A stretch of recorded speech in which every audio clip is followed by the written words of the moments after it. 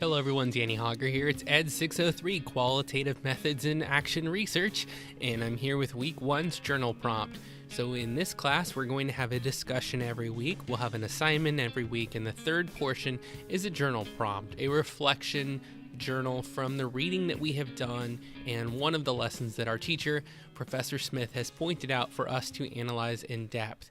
This week, the journal is using journal prompts on page 10 and 11. You'll submit and it tells you the text, Gifts of Imperfection by Brené Brown, which I'm very much enjoyed reading. And in fact, I have reached out to the author for an interview request for this series for the vlog.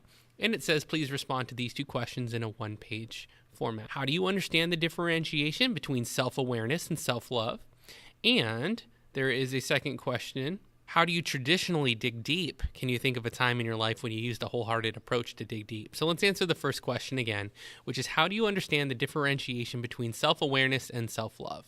To me, self-awareness is identifying qualities about oneself. Self-love means taking one more step and saying what we appreciate about ourselves, that we actually embrace, respect, and love the qualities that we first observed.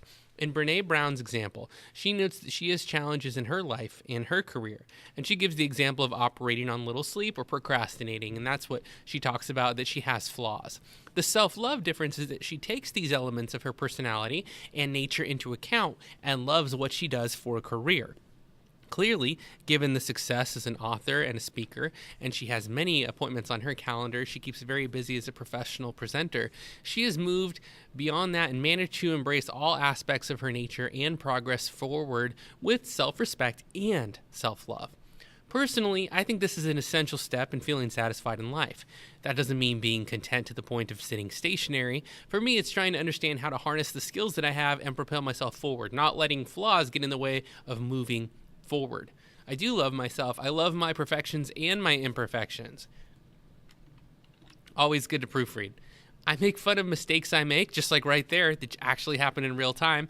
I make fun of mistakes I make in speaking, writing, or teaching in front of my students because I think that invites them to be themselves as well and not be worried about making mistakes.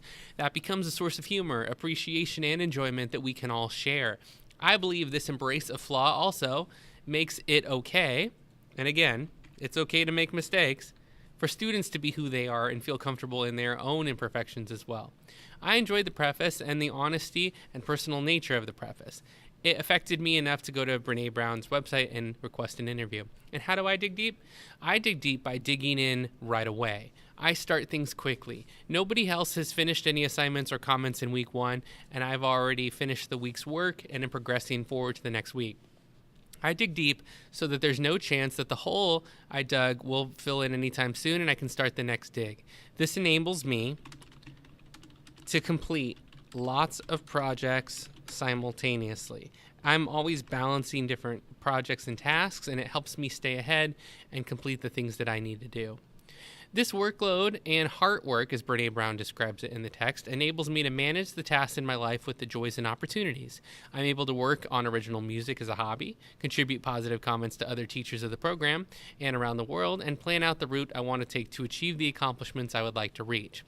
I believe that I'm using a wholehearted approach in the last 6 months to manage many challenges and face new adventures. I moved to teaching high school out of the comforts of middle school, left behind a warm, affluent community to teach in a very different environment. I have had to start fresh, think on my feet, and adjust on the fly. I also have been growing as a new parent and an adult as well.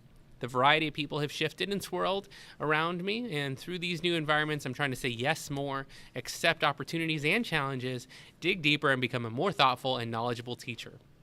If these thoughts inspired you or helped you think about how you might expand, then you might like to go to sdcc.edu to learn more about the educational programs at San Diego Christian College. They've sponsored this content, but the thoughts and comments are my own as I work through each week of my master's degree. Follow along, like, subscribe, and share, and I'll see you on the next edition when we talk more about qualitative research methods and getting started on my action research this semester. Thanks for watching.